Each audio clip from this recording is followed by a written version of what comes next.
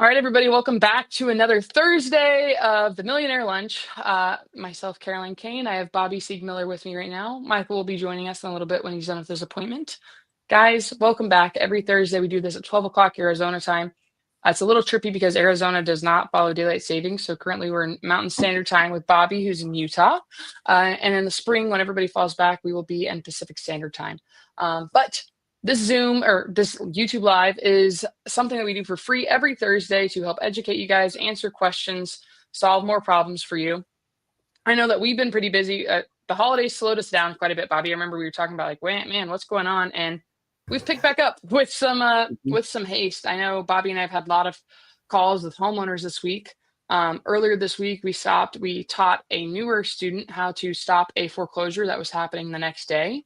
He got a contract signed by a woman who could no longer afford the home, had a good chunk of equity. So we walked him through the process of all the documents he needed, helped him contact the bank, just talked with him on the phone, and did the same thing with not only the bank, with the trustee to educate him. So the main goal of this, it's free. The only thing that we ask is if you guys are finding any value, you click the like and the subscribe button. And if you would, share this video with somebody that you think can get some value out of it. One of the things we love to do on here as well is to answer your questions. So we opened it up and I could already see that Jonathan was on here after I created the link a little bit later and was asking questions at 9 a.m. So that's fun. So we'll go through the questions that are in the side chat. I'm also, as long as you guys are on YouTube, if you go to the YouTube channel, I will throw a link in the side chat that says StreamYard. I just put it in the side chat for you guys. You can click that. You can jump up on here and interact with us on stage. We've done some role plays. We've done some underwriting on here. So we're here to help you out. But why should you listen to us and what can we do? I found Bobby and I found Michael. I found Bobby last year and I found Michael a couple of years prior, actually. And Michael has been doing pre-foreclosures for 8 years. Bobby, you were stopping foreclosures back in the late 1900s. What is your experience with foreclosures?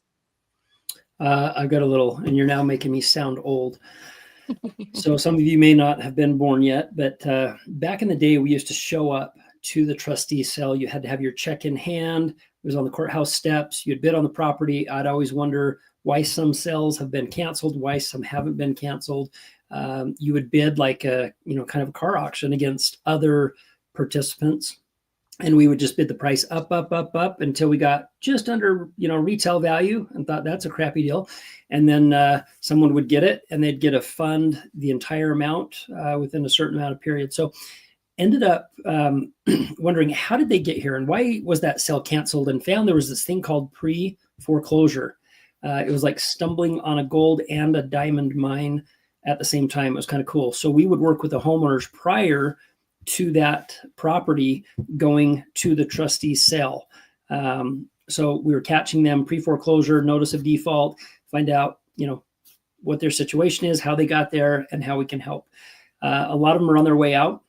Vacants are the best, and I love to buy those at that phase. So ended up writing a book on an ebook on pre-foreclosures. It's really old and dated, but did a lot of them back in the day. It was a lot of fun. And so it's been fun getting back into this field. And guys, the reason why I even started doing this, and I wanted to learn more from Michael, and then Bobby. I just happened to stumble into Bobby. So with that, we've been able to get rid of judgments, talk down liens, do a lot, and give the homeowners more equity than they could have gotten through agents, or just letting things go to the auction. This is the crazy thing. We kind of did a overview. Bobby and I were talking about how can we help more people and collaborate more with Michael and everybody else that's contacting these homeowners that are in pre-foreclosure.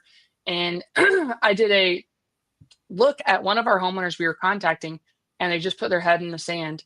His house was going to auction for $400,000. It was sold at the auction for $500,000. Didn't need a lot of work. The after repair value on that home is $700,000. So this homeowner, instead of wanting to work with us or work with anybody really and talk and accept help, they were overwhelmed, and they ended up losing $300,000 potentially of equity by lack of haste and taking this seriously. So the main goal is for us to educate homeowners, give them more solutions, and that comes from getting in here and asking uncomfortable questions and getting out of your comfort zone. So there's already a few questions in the side chat. I see that Quincy is in the background here. Quincy, if you could go to the private chat and tell us what your question is and turn your camera on, I'll bring you up on stage. But while we're waiting for Quincy, this is a good question I wanted to ask you, Bobby. Nick said, if there are no heirs and you cannot find any relatives, what is the next step? What would you do if you find a home that's in pre-foreclosure, it's vacant, but you can't find any heirs? Nick, hardest question on the planet. What I would do initially is talking to the neighbors, see if you can piece a little bit of the puzzle together. If there are no heirs, there's no relatives, that is something that goes back to the state, unfortunately. And it's hard to track those down. There's no legal entity that can sell that property. And sometimes we see those go back, through the court systems. And so go ahead, Caroline. This is just so funny. So Lindsay actually messaged me this. Somebody sent us a lead that they found a vacant house and they actually hired a private investigator to find the next of kin. They did that and they found somebody, I think it was a property in Utah, but they found the next of kin was in like North Dakota and they had no idea they were related to the family. So I just thought about that after saying that. So, but yeah, it's not. And I will say this: there typically is a relative somewhere, and that's one of the things with the niche data. You can log in and find it shows you siblings, parents, just everybody. So that's where I would start. Is pull that information up. Also look, the People Finder, Skip Tracers. There's professional services that do that as well. But there is an error. It's just how much digging you're going to have to do with that. Kevin had another question that I thought was interesting. Pull Kevin's question up. When working with a borrower a week before the auction, and this always happens, always seems to be the case. We get a call. It's usually the sales tomorrow or 2 or 3 days, but a week. Oh my goodness, that's a lot of runway. Do you have them order a payoff and reinstatement quote right away, even before getting it under contract? Yes. Yes is the answer. So the reason you want to do that, we don't know what amount of money we're sending. One of the first things I do, even before getting it under contract, is talking to the homeowner, finding out what their situation is. Are they open? Plan A. 95% of the time they're saying, "I want to stay in the home." It's like, cool. Let's go through your finances. Let's go through the actuality of that. Plan A. Plan B is let's see if we can capture some of that equity. So we do have them get the reinstatement, because sometimes those take 72 hours. When I'm on the phone with the bank, I'll ask the bank very directly, hey, what is the reinstatement amount? Can you just give me a ballpark? I know you have to order a payoff, and I know you're going to reach out to the attorney and get their fees and add to this. I get all that. Give me an estimate. Sometimes they'll give it to you. If they won't, then ask a follow-up question. How many months behind are you? Or how many months behind is the seller on this? And this is all after getting signature authorization. Obviously, I'm just jumping to speaking with the bank. They'll tell you they're behind 20 months. Cool. What's their payment?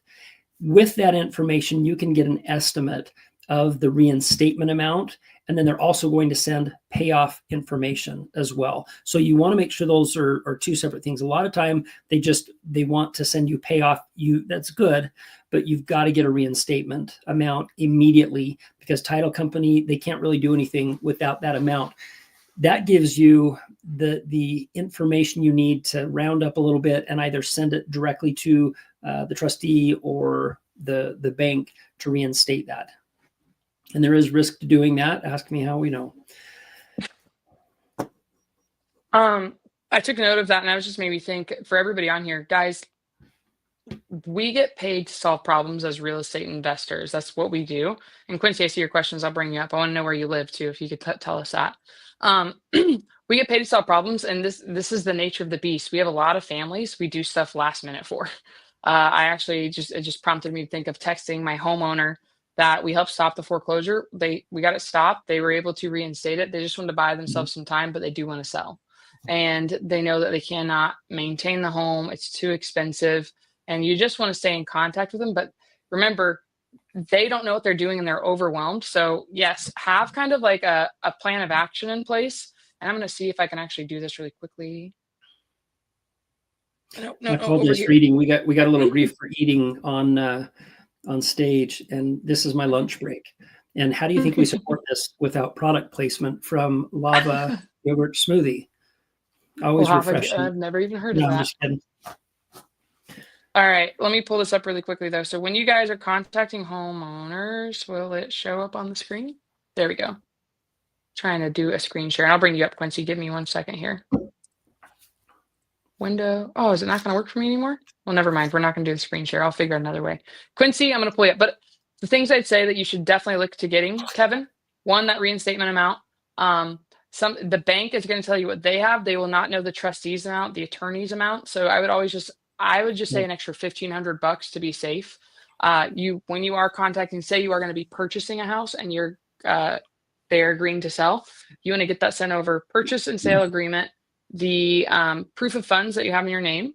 You want to make sure that you get the LOI, the letter of intent, what you're going to do once you purchase this, and then the bare bones HUD that you'll be either getting from title that can help you. Actually, been working with the title company you have a relationship with, but send that over to the lender and to the trustee, and then trust, but verify and contact them to make sure that they got that to stop that foreclosure. So that'll help you a ton. I'll figure out how I can share my screen and show you guys. And I would say this, I would say a follow-up question that Kevin has that he doesn't know he has right now is timing on sending that money. And we're not going to get into detail because it's an ongoing deal actually that we're in the middle of right now, Caroline and I. But this, when you wire funds, we were able to wire funds literally 30 seconds before, 31,000. That money was wired. I was on the phone with the homeowner. Caroline was on with the bank. Didn't really get us the correct payoff. Boom, sent it off, and we did stop the sale. So it is possible. You just have to be a little more assertive, but you can stop those sales literally a couple minutes before. Please don't. It causes high anxiety, but it is a possibility. And once you do that, I've had properties, I've sent the money, sent it to the bank and the trustee to say, hey, stop the sale, please, please, please. And they went through with the sale, sold the property, investor bought the property, tried to evict the tenant a week later. She was freaking out. And I said, no, we got this. We beat it. So we ended up calling, ended up calling the investor. We reversed that whole deal. Attorneys sent him his money back. So there is a hard stop. If you can beat that deadline, you're good to go. Yeah. All right, let's bring up Quincy. And then I saw somebody else said they want to come ask questions. So just click that StreamYard link and you can join us.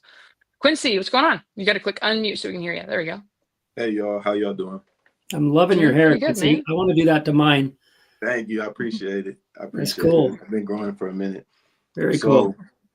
Good news. I always wanted to come on the stage, but I'm super shy. And I didn't feel like welcome. I had nothing to bring y'all, but this time I actually got a deal under contract, but I ended up losing it, and I learned a huge lesson, and I needed to ask y'all questions from it. So, well, congratulations for getting outside of your comfort zone and going to because if you're shy here, I can only imagine how it is when you're door knocking or talking to people on the phone. So way to get out of your comfort zone. Thank you. Yeah, it was a door knock, but it was a townhouse. The ARV was a 375. There was literally a flip comp, like perfect 375. I got it at a verbal agreement. At first, he wanted 270. But then it turns out that there was another investor who put I don't know if it was like a lien or a memorandum on the house. But was he under contract with somebody before? Yeah, but he didn't explain. Probably a memorandum. Yeah, and it was for about. Let's break that down for a second. Let's break that down for 50. So let's break that down for new people. So new people, and it depends on where you are and by state. But with our agreements, we have a homeowner sign, says that we can put a memorandum on the property if we do what we say we're going to do. We want to hold up our end because we're taking time and energy. So we can file a memorandum. It's happened before in case they try and people go back on their word all the time. So what ended up happening is you can file a memorandum when you are ready to perform and the other party isn't, vice versa. And I'm guessing he probably only wanted to release the memorandum for $50,000. Does that sound about right? Yeah, he said that the other investor loaned him money to catch up and move, and he just didn't do it. So he really just burned him. And I was able to deduct that at least from my offer, and I got him under contract for 205.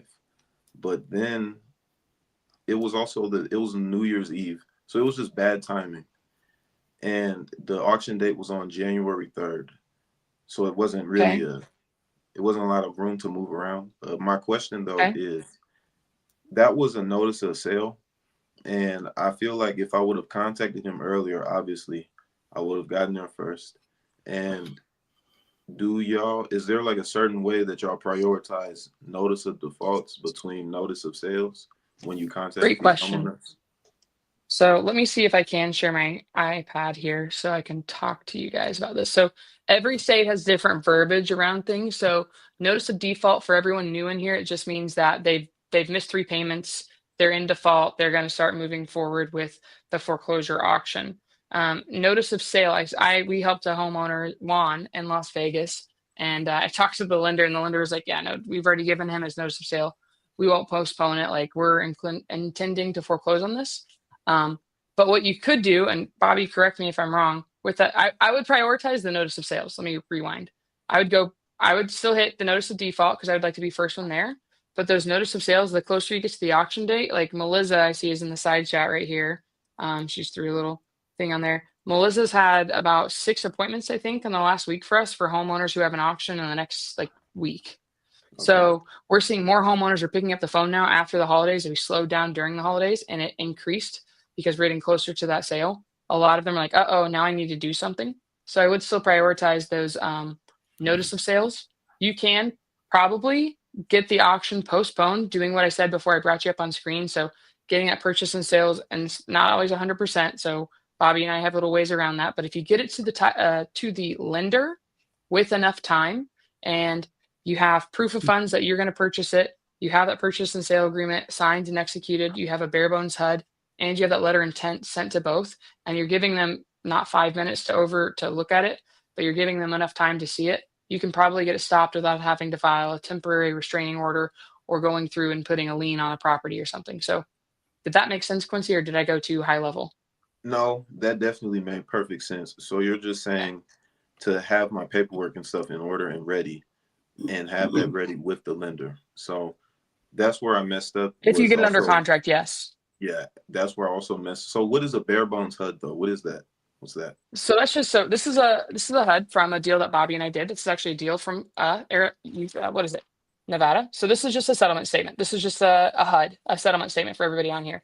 This is one that's been executed. Bare bones is going to be just kind of like what they're guesstimating the cost will be. So what you're doing when you're contacting, do you know why we want to send all, let's rewind one step further. Do you know why we want to contact the lender and the trustee and ask for the extension? To stop the sale, or to stop the sale. But why do we need more time for them to stop that sale? To close on the property. And this is for everybody. This is for everybody to interact on the side chat too. Why do you think, Quincy? Is it because you need more time to close and have due diligence and everything like that? Why would we need more due diligence? What's in that what are we looking for in that due diligence period? Anything wrong, like extra liens, maybe back taxes. Dude, you are, you know your stuff. Yeah, exactly. We're saying, hey, we intend to buy this right now. We're not seeing any liens, but we need a title report to confirm there's nothing hiding, because we'll buy this if the numbers are what they say they are. So can you just give us an extra week, 3 weeks, so we can get the title report back, have clear title, get this thing closed, and we'll make sure that you guys get paid? That's what we're asking. So can you give us a little more time so we can confirm there's no other judgments in place on this property? Now, when Bobby sees that there's other judgments and liens on a property, you know what Bobby does? He goes like this. He gets so excited because he's the bank whisperer, because then he can go talk to these other judgments and liens, and he can use those to create what, Quincy? Do you know what he does? Leverage. Leverage, yeah. It helps you, having that foreclosure in the background helps you create more leverage. What is he able to build into this? Let's see if anybody else knows in the side chat. Oh, Greg Clarkson here. What's up, Greg? More. There you go. What did Megan just say, Quincy? Okay. I didn't want to say it. I didn't see. I should have said it. Okay. More money. You have the answers. More money, more equity. So he's able to go over to these other judgments and say, hey, this house has an auction in 3 weeks. Would you like some of nothing, or some of something, or some of nothing? Because right now we're not going to purchase it because you're killing the deal here. So we're able to negotiate this thing. So if anybody in here has trouble with, there's a judgment that's too high, there's a lien in place, we can help you guys out. Bobby, that's why we call Bobby the bank whisperer. So you're able to build in more equity. But yeah, you're just asking for more time to make sure that there is a clear title to purchase the property. And that's really what you're trying to do. And you can, honestly, 48 hours is ideal. Love 48 hours. Can we stop an auction the day of? Yes, but how many people are on your team, Quincy? It's just me and 2 other people. So it's just you and 2 other people. It's me and an older guy who's way more experienced than me. And I have another friend who's also way more experienced than me. And when I feel like I'm overwhelmed, I just kind of throw stuff over to them. But it's hard to get everything. So Bobby kind of mentioned it. We had one where we stopped the foreclosure auction 30 seconds before the auction, but it was all hands on deck. Yeah, but it's hard to do it with one person. We needed our transaction coordinator. We needed Bobby to do a portion of it, for me to do a portion of it. There were so many of us in place to help that get done. You cannot accomplish this by yourself. So having a team is going to be really critical. And then Jackson, who we just helped earlier this week, he's like, hey, if I had more time, I wouldn't be contacting you, but can you help me? Because you've done this before. So I walked him through everything. We got the auction stopped like an hour after he got a hold of me. Okay. I have one question regarding the team. Yeah. Sorry if I'm taking up a lot of time on the stage. No, you're good. I mean to hog it up. You're the only one that matters right now. Go ahead. Okay, cool. So when you say build a team, what should I really prioritize, and at least what's vital? I'll let Bobby reply because he had his hand up. He was going to say something else. And I would focus, Quincy, on you talked about 2 different things. I wrote down: notice of default, notice of sale. Those are enough to keep a man or woman busy. Plenty of information there. Notice of default, you can start calling those. They're not as motivated because it's just happened. They're just getting the bank letters. I wish I had the stack in here. I'm down in another office downstairs, but I have a stack, I'm not kidding, 3 inches tall of notice of default letters from the bank. Just, hey, you're behind, you need to make a payment. They ignore those. Once there's a notice of sale, once that's been posted, they're a lot more motivated because you have a Grim Reaper date. Hey, January 17th, sounds like the bank is giving you a little bit of grief. They've set up a trustee cell, and let me paint a picture on what's going to happen after that. What's your plan A? What are you going to do? So I would focus on that, even if you're a one-man band. Okay. And then I want to ask you a couple questions before we let you go. A couple personal questions. You ready? I got answers. What's up? Okay. So is the hair real or is it a weave? Nah, bro, it's real. Okay. How do you not have confidence?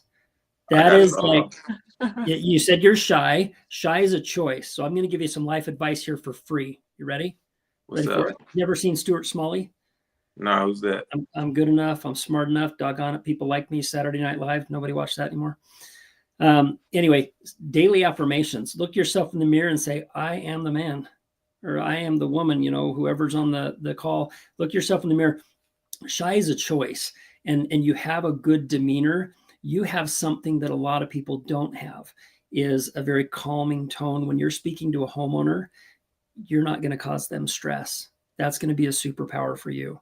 So you need to change the neural pathway in your brain to say, shy, don't ever let that come out of your mouth again. You're not shy. You're poised, right? You're mature.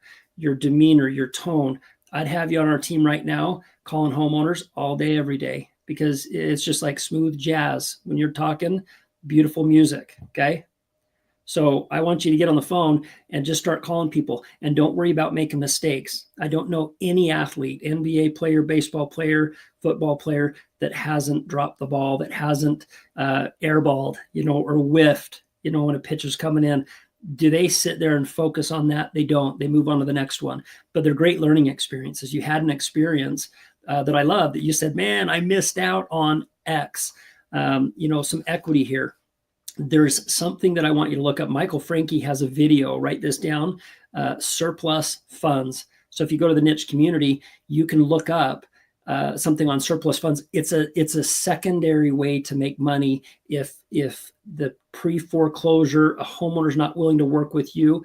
It's such a beautiful way to say, hey, that's cool. You want to stay in the home. Could we put kind of an insurance policy in place in the event everything goes sideways and the home goes through the sale and you do have to move, there's still an opportunity for you to make a little bit of money. So I'm not going to say any more about that, but I want you to go do some homework on surplus funds, Michael Franke video.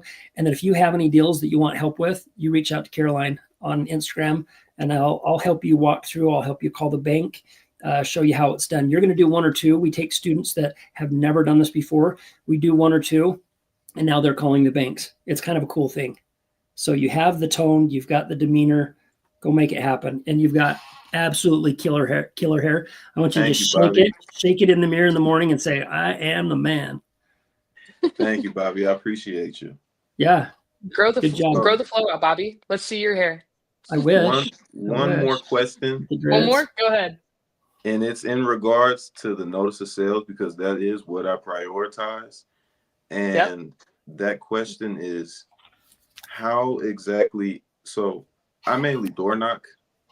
That's mostly what I do. I try to door knock about 6 houses a day. Sometimes people don't answer. 6 houses, okay. I figure it's just because time of day. I ask the neighbors, when are these people home? And I try and prioritize that. But where I'm going with it is, I feel like how many, like, should I be calling these people as well? Should I be cold calling these people also? Absolutely. Yes. The way that I do it, so the way that I set up my day when I was doing this, like, by myself, I would pull the data myself. I would, like, be pulling the data. And then as soon as somebody dropped, I would text them immediately. This is the way that I like to do it. I text them first, then I will call them once I've confirmed contact, and then I door knock them. So say I text, I get a hold of them, I have a conversation on the phone, I'll set an appointment up to meet them in person. And it's probably best to go same day, but I would just set up when I could with them. And then if they did not answer my text or my call, I would absolutely door knock them. So, but this is the other thing. I don't know how you're structuring. You've been watching us for a while, Quincy? Yeah. Okay. So what type of leads do I go after? Low equity or high equity? Only stuff with equity. I don't really, the way I kind of gauge it is I just make it quick. I go on Redfin, I look at the estimate, and I look at what they bought it for. Yeah, there you go. Exactly what I do. I just look at what they bought it for, and if they bought it in like 2002 and it was for 95 grand, I figure there has to be something there. I stay away from stuff that was bought like for the past 2-3 years, even Smart. 4 years. Yeah. That's literally basically what I do. So I have my VA and people on my team. Redfin, I feel like, is the closest to a true ARV. It might be $15,000 to $20,000 off just for everybody on here. So I'll pull up when it was purchased, what the loan was. I've been using niche data. So let me make sure that you guys, I know there's new people that are watching this. So in case you don't have it, getnichedata.com. That's where I've been using my data that I'm getting now because it's cutting down my time. I don't have to go search for them. I automatically have the homeowner skip trace. I get an email with it, and I get next of kin phone numbers as well. And niche, let me see if I can like get a screenshot of it so I don't have, because I don't think we can share like personal information on YouTube addresses, but it even will tell you niche has the notice on the bottom. So it'll tell you the legal notice that was filed, and it'll tell you what the existing loan is and what the Zestimate is. So I don't use, I mean, if I know roughly where the Zestimate is, I'm like, okay, I have at least $150,000. I'll go after those. So just for everybody on here, I know Quincy knows this, but I'm recapping for you guys. That way I know I can put money in the homeowner's pocket, and I can make sure that I'm going to get paid and we can take care of people, because there's a cost to doing business. I would say even when you're door knocking, say you door knock, you're leaving sticky notes. Yep. Just regular Post-it notes. Totally fine. Sticky notes, Post-it notes, same thing. I leave a sticky note, and if they don't answer, I'll text them as well. So I have a sticky note, and the goal is, and it depends where you are in that timeline. I have the whiteboard up over there. I might just put the camera on that. It depends where you're on that timeline. I don't know what your timeline is in Las Vegas for the laws, but here in Phoenix, as soon as somebody goes into notice of default, they have 90 days to catch up the mortgage. In Kansas City, Missouri, as soon as they get notice of default, they have 30 days to catch it up. What's the timeline for you, Quincy?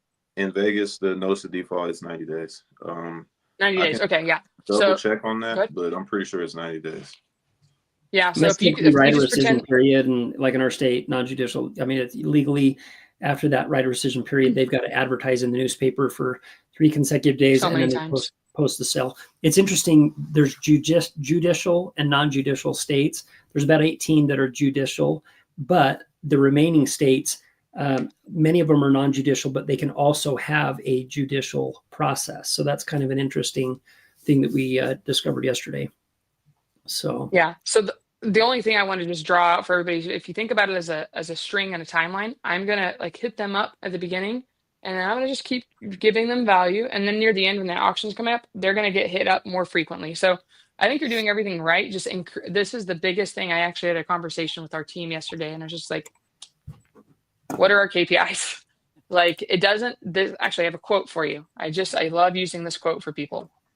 Experience is gained by activity, not by time. And I think a lot of people think, well, I've been in my job for so many years. I'm the most senior. I should be. What are you producing? And it comes back down to the activity that you're doing. You're going to get more experience. And again, I cannot believe that you're shy, Quincy. You're soft spoken. Shy people don't door knock. I'll tell you that right now. Yeah, dude. Quincy's going to be on here next time and say, dude, I just closed 5 deals. I wouldn't even say that you're shy, but you're doing the activity. You are so much further along than the people that are just consuming all the content. And here's my question for you, Quincy. Was it not terrifying the first time you went out door knocking? No, it made me want to do it more. Because I was like, damn, right? I didn't die. So I said, all right, I didn't die. There's sometimes when I go to a house, I'm like, all right, let's do this. So, like, I still have pause. Like, it's just, it happens every once in a while. I still get the jitters. So, but what's the worst that can happen? So, I mean, dude, keep doing what you're doing. Just increase your volume, I would say. So once you've mastered the pre-foreclosures, then I would sprinkle in maybe the HOA foreclosures. And then maybe I'd sprinkle in the tax delinquent and things. But I would get to where you're doing 3 months in a row of $30,000 a month, then expand, because you can really tighten this up and get more automations in place, letters out, things like that. And you're just leading with value to these homeowners. Okay, thank you very much. You mentioned the HOA foreclosures. I kind of stay away from those because I'm just not sure I don't really understand the concept. I only mentioned, I'll touch on it really quickly. I only mentioned it because I looked at it today when I was looking at some niche stuff. So Quincy, I did this, man, I want to share my iPad. I can do it so much easier on Zoom. What is your average? How many deals have you done so far, Quincy? None. Oh, none. Okay, that's fine. Well, you're getting started. So you're on the hunt for your first. So I went this morning on my Zoom. I wrote out kind of the seller avatar of the homeowners that I've typically bought from. Let me see if I can get to the section.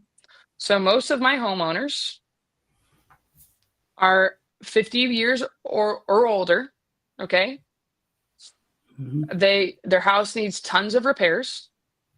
Somebody's unemployed, or they have lost their job, or they don't have enough money to make the payments. This is a good one that somebody else brought in. They're very hard to get a hold of. That's why door knocking is so key, because sometimes I had one homeowner I helped in the 2-month period that we were under escrow and we closed the deal. He got a new phone 4 times because he just kept buying a new pay-as-you-go phone number. So I had to go back to talk to him. I had to go to his house like once a week. There's some sort of health issue. Typically, they have back pain. We did a deal in Vegas where the woman had really bad back pain. She couldn't move. We helped her with movers.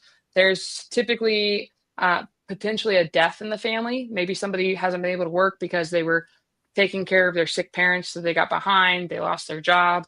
And it's just kind of like, it looks a little more dilapidated on the outside. There's a lot of weeds. There's multiple cars in the yard. It might have a funky smell, things like that. That's typically the type of home, I'd say most of the time, that we're buying. They fall under those categories. So once you're able to narrow down what you're looking for, it'll help you a ton. I bring that up to just say, like, focus where you're going. But the HOA stuff, again, it comes into judicial and non-judicial. Craziest thing is if there's an HOA foreclosure, it supersedes the mortgage foreclosure. Now, Bobby, you might have more experience than me on the HOA stuff. My understanding is with the HOAs, they can foreclose, but they don't evict the homeowner, because they, like for us in Phoenix, they have 6 months, I believe, to pay back the HOA, or to redemption period, excuse me. They have a 6-month redemption period on those HOAs. But I was just bringing it up because HOAs could be your first sign of distress. So when you're looking at properties, you're like, okay, there's multiple cars. They're not paying their HOA. They might not be paying something else. And this is almost like the pre notice of default. Does that make sense? Okay. Yeah. So it's just Perfect longer sense. term follow-up. I'm literally thinking about multiple houses in my spreadsheet right now. There you go. And I would not put all of your, like, I don't put all of your energy into those HOAs, because they're like, most of the homeowners, like, I would not know this until I did pre-foreclosures. Until I started working this. I couldn't think an HOA would foreclose on you, but they somehow got in with the HOA, got into the government, and they made it so they supersede mortgages. So Bobby, is there anything else you'd say on HOAs? I would just say on the HOAs, it's important to understand this. They can foreclose. There is sometimes an expedited process depending on the state. They're not going to wipe out, the first mortgage if there is, or HUD loans or anything like that. They're typically in a junior lien position, which any junior lien position can, foreclose, but there's still the debt. Look at it as a first, second, third. If they're in a second position, they're not going to eliminate the first, but this is the most important. Lenders are looking at HOAs, and if there is not a clause in there that allows the HOA or the lender to be in a first position and the HOA to be in a subordinate position, they will not lend in those communities. And there are some communities that they will not fund. I mean, it's a cash deal. They will not fund in there because an HOA would trump in some scenarios. I just got off a phone with an attorney yesterday that went, to great lengths to explain HOAs. Fascinating discussion. But that's something you want to be careful with. But one thing I'll challenge you to do before you go is the one more. If your goal is 6 a day, Quincy, go do 1 or 2 more. Make sure it's 7 or 8. That will exponentially add up over time. And I tell people all the time, even a blind squirrel finds a nut.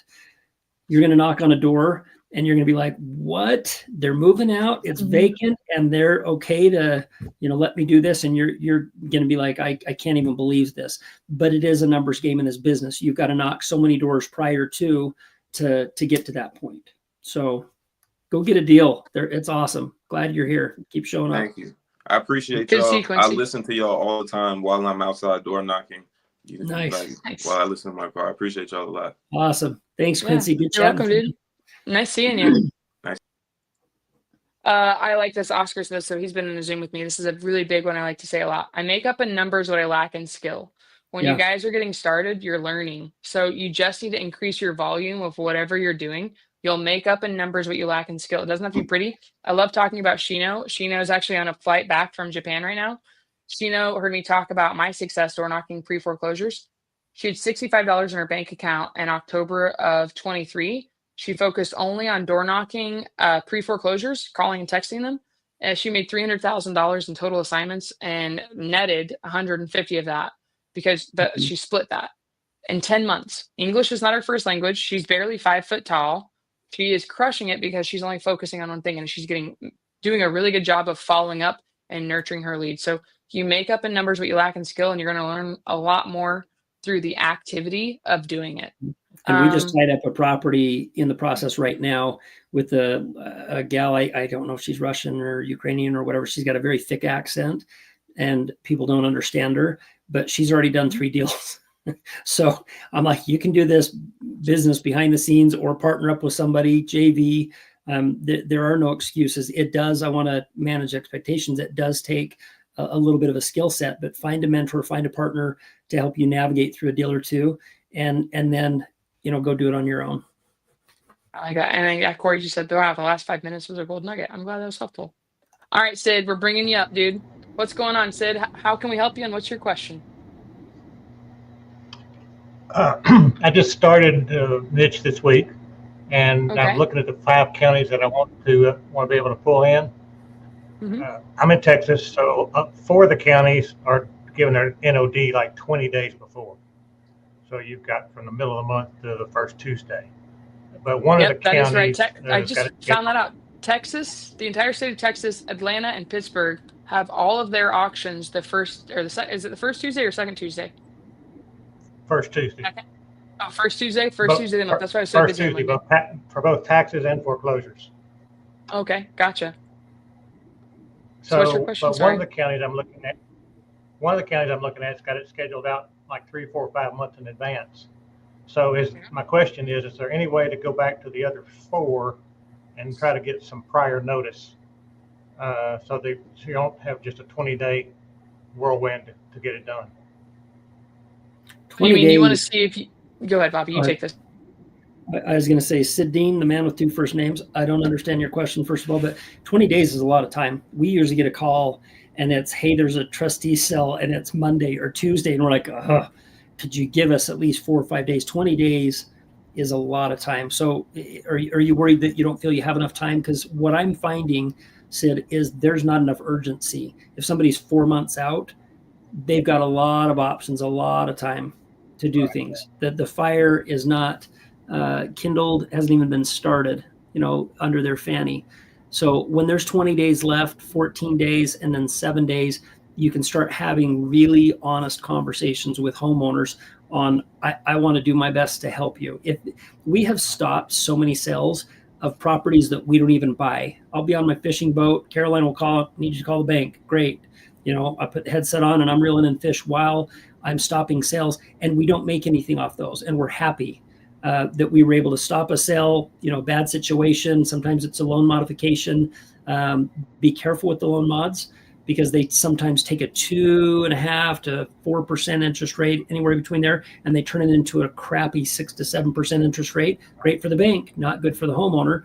That's why I don't like banks that do that. And so when we get on the phone with them, we're trying to say, hey, we're not interested in anything that's going to put them in a worse position or a higher payment. What are our options available today? Can we do a partial claim and take the arrears and stick it on the end of the loan? And that's a 30-year HUD loan that you don't have to pay back for a long time. Now, homeowners, when I start dealing with them, it's fascinating how many of them have selective amnesia, that there's this $20,000, $30,000, $40,000, $50,000 lien against their property that just magically, when you're talking to them about the equity and the debt and the liens on their property, they sometimes forget about that. So you've got to make sure you're doing your homework there with the title company, number one. And number two, I don't have any issues with the 20 days. So any questions that you have relative to, the 20 day, the 3-4 month, what did I not answer for you? Sorry, I muted myself. I want to just say one thing here. Oh, I muted myself. Did I? Oh, well, there's Michael. Hi, Michael. Michael! I didn't mean to cut you off, Sid. I think he must have closed out his window because he just disappeared completely. The one thing I wanted to say for everybody, and this is what I'm jealous about for Michael and for Sid, and those of you that have a shorter notice of sale period, you have 20 days, and your homeowners have to make a decision in those 20 days, whereas I have 90 days out here. So when I first reach out to them, a lot of them are like, oh, there you are, Sid. A lot of my homeowners that I'm talking to are like, well, I have 90 days. I really don't I don't really got to do anything. But Michael might be a better, so Michael, just because you jumped in here, thank you for coming in. I know you're busy. I tried to do the fireworks and stuff, but I don't have the button that does the I don't know how to do it. I don't know. It's the iPhone sometimes. But Michael, Sid is in Texas, and he has 20 days from when they get the information to when the house auctions off. So I know that's what you have in Missouri, right? In Kansas, they have a little bit longer or something. So when you only have 20 days, what's maybe like the sequence, or what is your game plan as soon as somebody hits your CRM and they're in foreclosure? How do you put it in game mode? And, I need to help these homeowners out. I have the tiger. What's going through your head as a business? See, it's funny. I actually envy the people that have long timelines. Because even though we have a short timeline and you guys have a little bit longer timeline, the reaction is still the same. Well, I'm going to do this, that, and the other. That's when the sales process comes into effect. And then I envy you guys because, there's plenty of time to develop rapport. There's plenty of time to get it under contract. There's plenty of time to assign. There's plenty of time to find money, etc. Whereas sometimes with us, it's like, it's at the last second you're trying to figure it out. But Sid's question, are you wanting to know kind of a process of what you, Sid, should do from day one? Is that the question? He wanted to get the information sooner than the 20 days. So he wanted to get like us with 90 days. Is that correct, Sid? Correct. I don't think there's any way to do it. And I'm a realtor, so I've seen this done for years. But so you're wanting a notice of default? What is it that you're wanting? The notice of default usually comes out 20 days prior to the first Tuesday of the month, which is all of our auctions. So the notice of default in Texas should be well before 20 days before the sale. Am I misunderstanding? I'm not really doing deals in Texas. That's what you're finding right now, Sid? It could be, guys. That's really what I'm trying to figure out. Is there how do I back up the wagon so that I do get the NOD quicker than the 20 days when it really becomes public? So what you're probably seeing is the notice of trustee sale, right? And you guys in Texas, remind me, you guys have auctions like 1 or 2 times a month, same day every month. First correct? Tuesday. So you're going to have your notice of trustee sale come out. You probably do have a relatively short timeline like Missouri, but the notice of default is going to come out more in advance. That piece of information is going to be released in different websites in every single county. Many times you can go onto any county site and they will have a recorder of deeds to where you can look up specific documents. What I would do to expedite that research process, call up the recorder of deeds, say, hey, look, I'm looking to help out homeowners that are early in the process of foreclosure. There hasn't been a foreclosure date established yet. Where would I find such a document? And one of the ladies that works there will know, and then they'll point you to that document. You guys have anything else to add to that? I just wanted to add. So I'm going to qualify this comment, Sid, because I do I do them all over the place, but I'm from Utah, not Texas. But Texas, part of that foreclosure process, it does have one of the fastest timelines in the U.S. due to its non-judicial process. But they do go through a notice of default process, which typically, the borrower misses 2 to 3 months payments, and it does go through that process. And then the notice of trustee sale, that's what I think you're referring to. It's typically a 21-day period. So you do have a lot of lead time, and that's the notice of default is where you want to catch those. When it is published, they have, if it's like our state, typically 3 weeks to notice and then assign a date for that trustee sale. There's a formal process you have to go through. But at that point, everybody else is, getting that information as well. So you want to get it at the notice of default phase. That is the first step of the foreclosure process. And they do give the buyer a chance to cure, that debt. They have 20 days to cure. I just looked it up. So that may be the number that you're thinking, but they'll send that notice of default. They'll have 20 days to correct that issue. Mm-hmm. Then there may be a gap in time between that to where lender, trustee are figuring out the next step. And that varies by lender, by county, how long it takes to drop through that funnel and pop out the bottom as a notice of trustee sale. Okay. But the notice of trustee sale, it is a 60, 90-day process as I understand it. So I would look into that. Okay. Last question, because this may have, number one, appreciate all your answers and info. Mm-hmm. I did sign up for Chime this week. So will Chime pick up those notice of defaults? For Chime or Niche? I'm sorry, Niche. Niche. Yeah. So Niche is focused on notice of trustee sale 1. Okay. So everything will have an auction. And what market are you in? I know you're in Texas. Dallas, Fort Worth. There are hundreds and hundreds, if not thousands, of notice of trustee sales at any time. What I've done is I've kind of done a disservice to the industry in some ways about being completely obsessed about getting there first. And is there value in getting to a notice of default first and being the first face that people see and establish that relationship? Certainly. But I made my first several $1 million just with those last 10 days before the foreclosure sale deals. So will we eventually automate notice of default? Yes, 1,000%. But right now it's focused on perfecting that notice of trustee sale. From what I've found, there is not one service out there that has automated notice of default because it's very difficult to do so. And 1, and 2, it's wildly different in terms of how they post those in every county, and they're not required by law to post those documents everywhere where they are required to post those notice of trustee sales.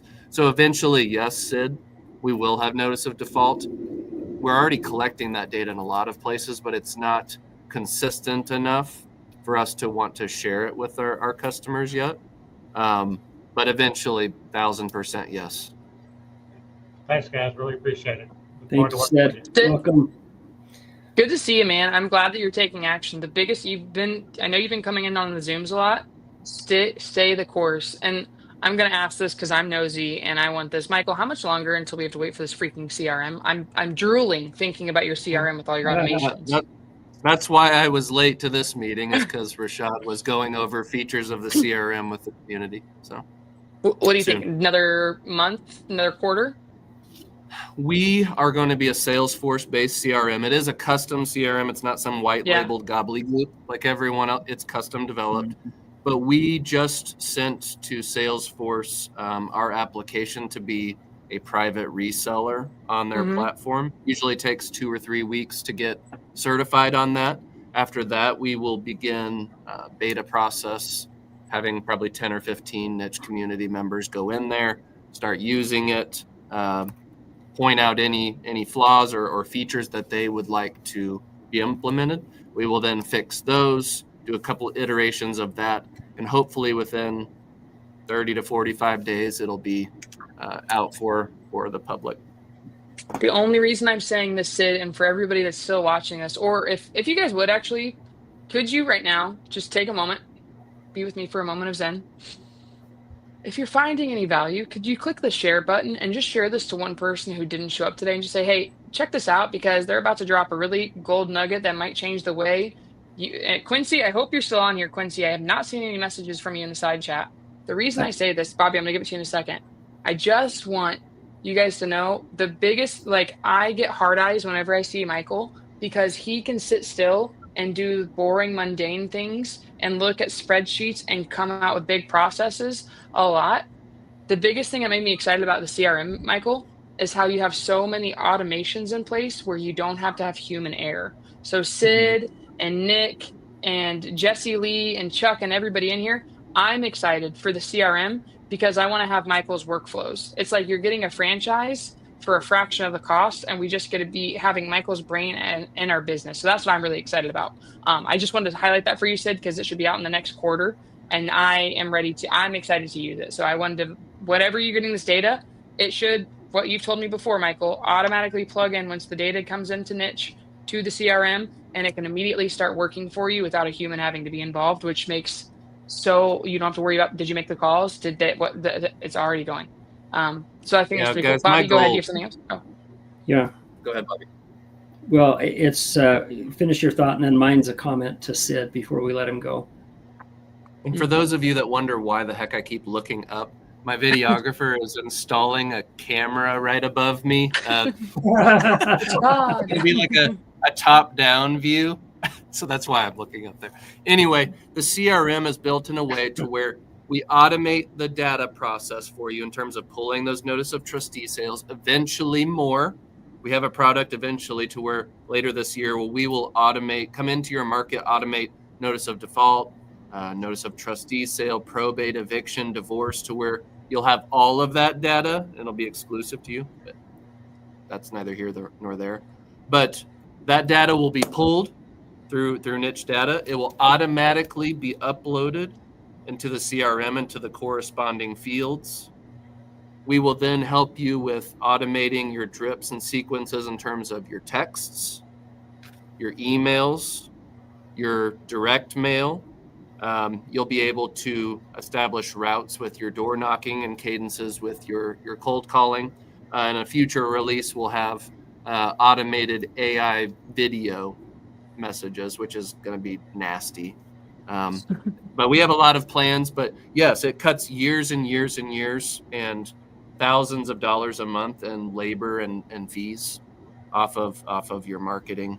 So we're really excited, not only to how it can help you guys in your business, but enable us to help way more sellers because we're more consistent. We don't have to rely on ourselves to send out the marketing and the messaging. It'll be done for us, and hopefully we'll make a bigger impact nationwide.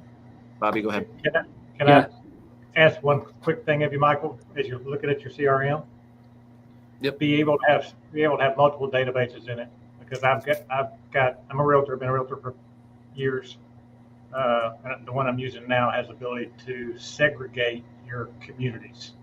So you're not. Oh, 1,000%. So the data that comes in, Sid, I don't consider a niche data point a lead. I consider it a prospect at the beginning. We've never talked to them. They've never reached out to us. Do I anticipate that there's motivation? Yes. So they start out in a prospect mode. Once we get a hold of them, get in touch with them, they raise their hand, that moves into lead status. So it's segregated there already. But at the same time, this CRM is not just designed for niche lists. You could have your more traditional type of outreaches, your billboards, your TVs, your direct mail, your PPC. It can come into the system just like it normally would. It's just designed in a way to accommodate for people that do what we do. Just give everybody a 50% discount on Tuesdays. We'll be good. There you go. Hey, quick advice for you. First of all, Sid, thanks for pronouncing realtor correctly. I hear a lot of people say realtor. There's no I in realtor. Second thing is, that bothers you, doesn't it, Bobby? It's one of my pet peeves. One of the things. Can we talk about the other pet peeve of saying niche? Yeah. Hey, it's French. Sid, so if I were a real estate agent or a realtor, anybody on this chat that is, I would be hunting down organizations like Niche Data to find these pre-foreclosures and be the first line of defense. Now I'm creating competition for myself because I don't like how most real estate agents don't understand creative financing. They get in the way, they block, they got, commission breath, as Caroline says, and they try to protect their commission all the way to the sale, and then the homeowner loses the sale. And I want to say you're an idiot real estate agent if you're like that. But if I were trying to get listings and wanted to get back into this business, I would go directly to the niche database and pull that list and smile and dial and say, hey, option one, I have a real estate license. Let's get it on the market today and see what we can do. Option two, we're going to try to keep you in the home, or let's talk to you about what your goals and objectives are. And that will open up a myriad of approaches that we're done. We want to get out. We want to stay in the home. We want our equity. I mean, that's a completely different discussion. But data for listing, you will not find any better data. When I got in there, I thought, man, if I had a license, this is where I would be fishing in this barrel. If you can get it for 3 or 4 months in advance, yes. But if you got it 20 days, you're just. You still put it on the market. Still put it on the market. There are cash buyers. I buy properties all the time. There are cash buyers. Don't sell yourself short. You can list that property, and now you put yourself in a pole position. Or if they won't let you list it, you bring the deal to me and I'll buy it. Thanks, guys. Okay, thanks, Sid. Good to see you, Sid. All right, Nick, you've been so patient. Nick had that first question about finding next of kin when you can't. So you got something else for us, Nick? Yeah, so I actually had another question above that one, and it probably leans mostly to Bobby just because it's negotiating second lien positions. But this week I've come across 2 situations where the seller has had a first mortgage and a second position, which is the home equity line, and the second position home equity line is the one foreclosing. My question for one of the properties is the numbers. It's a full new construction, like there's only the foundation. Realistically, I think if it went to auction, I don't think the second lien, that's the one foreclosing, would get paid fully after the first lien was paid out too. She mentioned she tried to get them to settle. Again, I said, well, we have a team someone who's done this plenty of times. We might have a little bit more luck. I just want to get your opinion on that setup as the second position. So it depends. It's my favorite answer. Sometimes those second mortgages are in the same name, like a Mountain America Credit Union is the first, and then there's a HELOC or what we're calling a second mortgage for those that don't understand what we're talking about. What I like to see, the scenario where the first is foreclosing and the second is kind of left out there hanging, that is a prime opportunity to call them up and say, hey, there is a trustee scheduled. You're in a vulnerable position. We'd like to see what you can settle. And that negotiation takes place. There's a lot more to it than that. But it's a hard position when the second is foreclosing. Typically, they know what the equity is on the property. So as an investor, you've got to be very careful. You're not getting this, starry eyes and bidding on a property, and you're thinking, I'm just getting this property for $35,000. This is awesome, or $50,000, because there is a first mortgage that's not disappearing. That is a primary, the primary lender. This is a junior, lien holder. So there's a little bit of art to it, but I'd have to understand a lot more about the scenario. We can chat to find out who they are, what they are they local? I've watched several. Matter of fact, it was kind of funny. A couple of deals I've done this year, earlier in the year, I literally walked into the credit union because it was local, handed them a check. And then the second one I called and it was the same lady. I'm like, this is Bobby. You know who I am. You know I'm good for it. Let's talk. What can we do? So establishing those relationships, knowing who it is, will help me better negotiate on the property. But okay.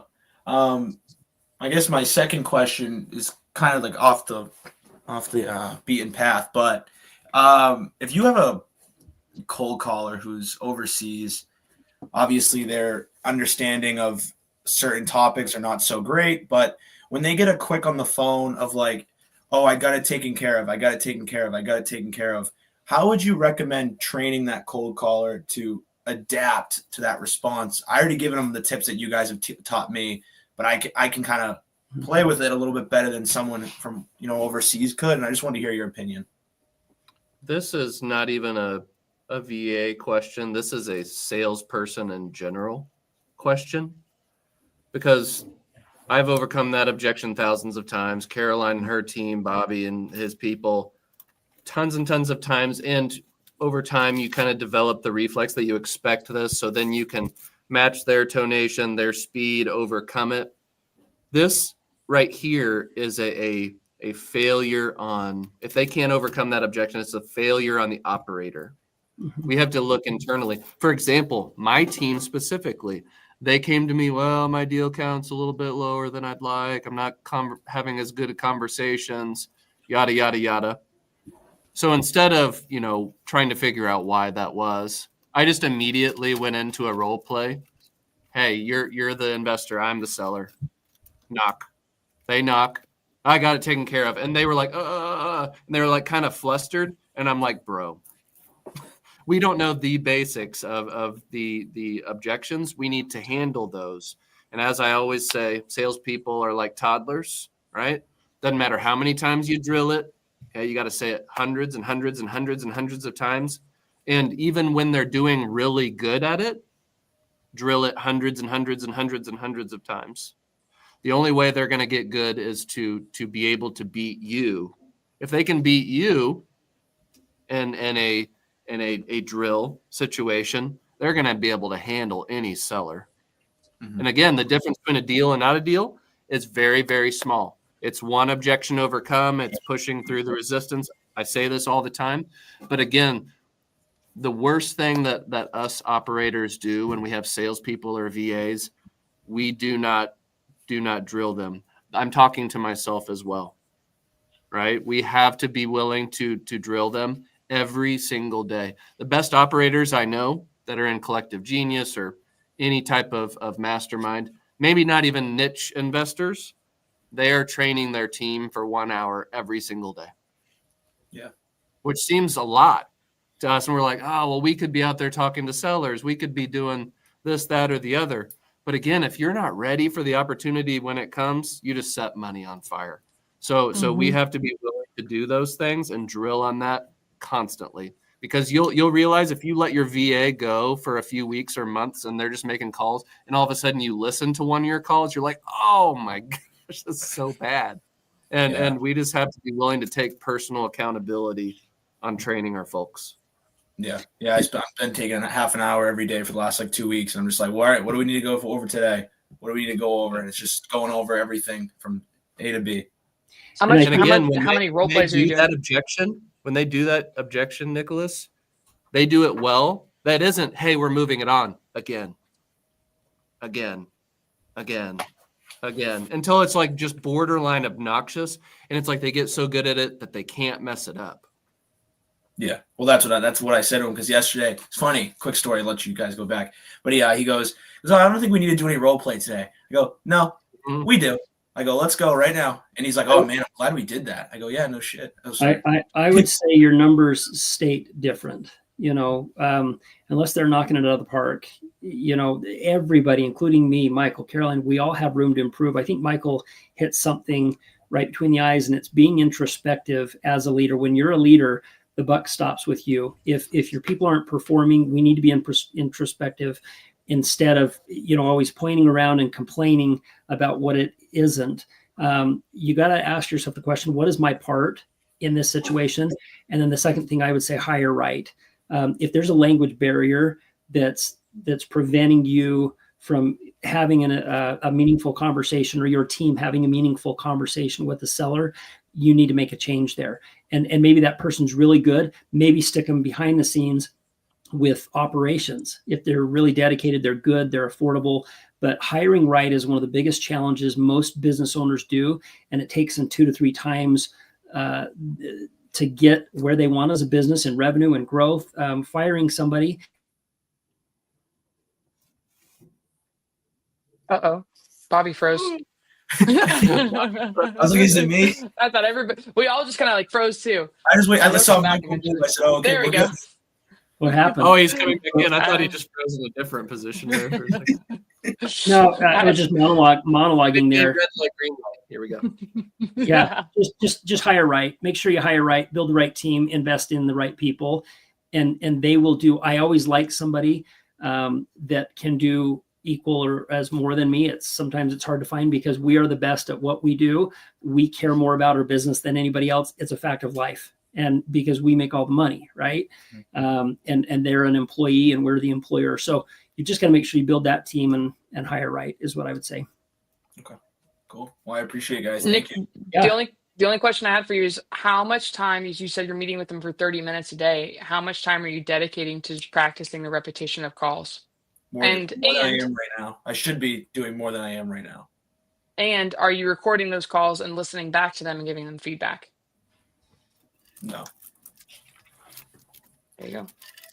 That's something that I need to do better with my team. Me too. I'll listen back to a call, and I'm like, ugh, cringe, gross. But then you can go back and identify that moment in time within the call that it's like that moment right there is where we should have taken it a little bit differently, asked a little bit more questions, dive in a little bit deeper. That live feedback is important. Then you dive from that call right into a role play of that situation right then. Again, I need to do 1,000% better at this. I'm not talking at you. I'm talking with you. Yes. Yeah. We all do. There's always room for improvement. Yeah. Exactly. There's always room for improvement. Nick, good to see you, dude. I saw you stopped another auction. So congrats, man. Thank you. I appreciate it. That's awesome. See you, man. Another family helped. It's like McDonald's. How many burgers are they sold? It's we need a ticker. It's been like 99 say how many billion. auctions? Yeah. A couple under that. So Lisa just asked, how do you tell them that you're recording these calls? I live in Arizona and it's just one party needs to have consent to record calls. It's the same thing. You can have it at the beginning of your phone call, like, hey, this is a recorded line for quality assurances. Bobby? Legal.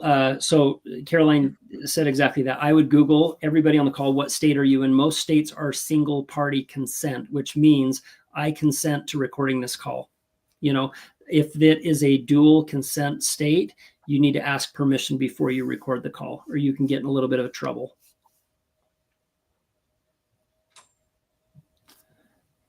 You're on mute, Caroline. Sorry, I see that. The last thing I've answered this in the side chat, but I want to cover it really quickly before we bring this home.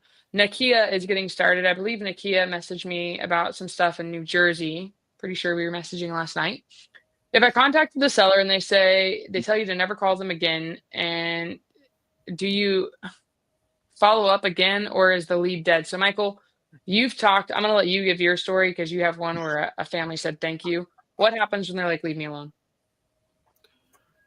You have to remember, guys, they're going through the worst time in their life, potentially. They're very emotionally charged. They're very upset. Someone may have passed away. They may be very sick. Sometimes we just catch them at a bad time to where it's like, we're the low-hanging fruit. Like, heck with you guys. I hope you and your family burn alive. get that type of response. Am I moving myself from that situation for a short time? Probably. But a lot of times you'll come back the next week or a different medium within a few days, and you get in their home, you end up signing the contract. And as almost I refer to it in jest, almost be like, hey, now that we've got this taken care of, do you remember when we talked last week? And they're like, no, it's a whirlwind. And then you kind of remind them and they're like, oh my gosh, I'm so sorry. I'm so embarrassed. Thank you for continuing on and working with me. Guys, again, some of these people that respond that way, they're never going to be your clients, and that's okay. But are we continuing to follow up? Yes. Because if they're that angry, there's a big problem, and the problem has more than likely not been solved, and that's why they're so upset. They're not upset at Caroline or Bobby or Michael. They're upset at the situation, and deep down they want a solution. They're just not ready to talk to you about it yet. They're mad at their spouse. Yeah. Mad at somebody. I'm glad you read that differently than I did, because I said they told me not to call again, and I thought they said F you. do I follow up again? I paused on that. Okay, so if they say that, I would say, first of all, wow, cursor. But it is always good to follow up. And even if they do say F you, we've had scenarios where you reach back out to them and say, hey, we caught you at a bad time. I am so sorry. I'd be happy to be a resource to you should you have any questions. And Caroline, you've had this where somebody actually called back and apologized and said, I'm so sorry. You caught me at a breaking point. It happens. But just say, we're not going to reach out to you again. And I apologize, and then have one of your team members reach out to us. You just don't know what they're going. You just don't know what they're going through. And then I think I even mentioned this in the side chat. There's two things. So I replied to you and I said, let them cool down and then come at them from a different angle. I did spell it as angel, but I meant to say angle. So if you guys see that, be a different angel when you reach out to them from a different angle and give them things they don't need. So I like to use, I don't know if we've used this before, but I spoke with somebody and they had a family member pass away a couple of days ago. And actually my mom now is she works at a funeral home. She's retired, but working a little bit, and she loves it. But there's a lot of play, wasn't it? It made me think of this.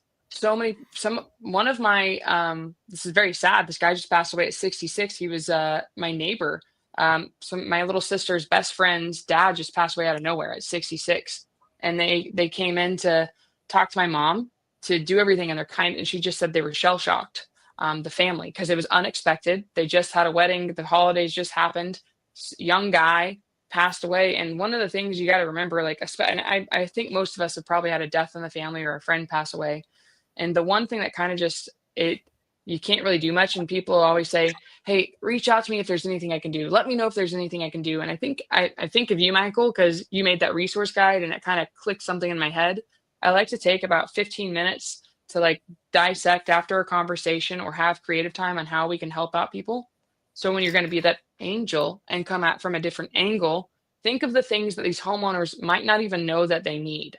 So I like to provide a lot of extra other resources. I've taken people groceries before. I've taken people to appointments. I've taken people to get a new ID. I've taken people I've gotten them help with their utilities. What are things they don't know that they need because they're drowning? So when somebody passes away, you're shell shocked, you're overwhelmed. You can't even think about eating food. You have no desire to want to cook.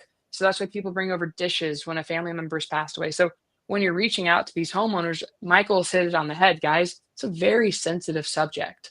And when we're talking to them, you really have to be empathetic and understand where they're at.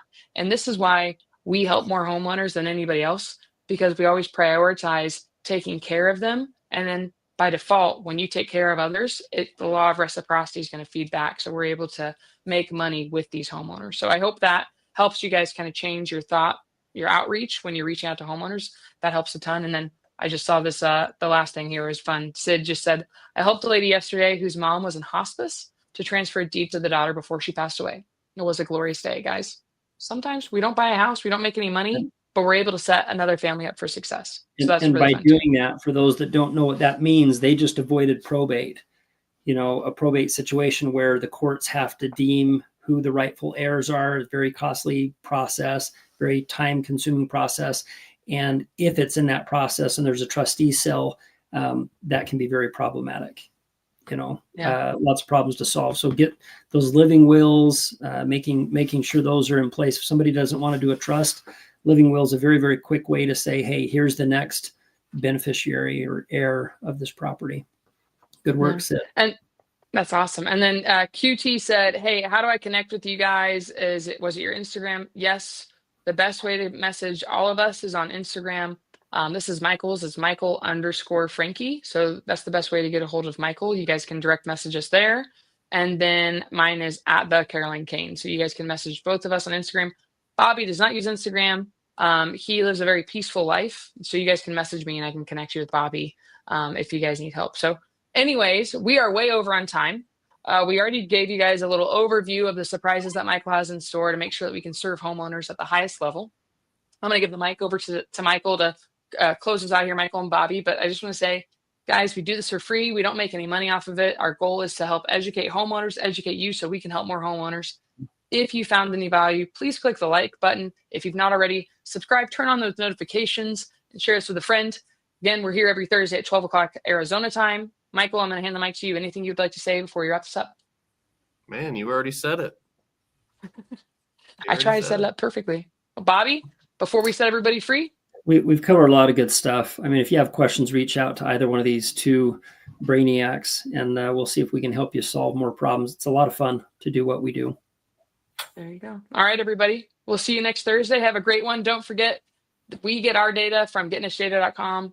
And Michael has more stuff coming out from us on there so we can give him direct feedback while we're in the founder.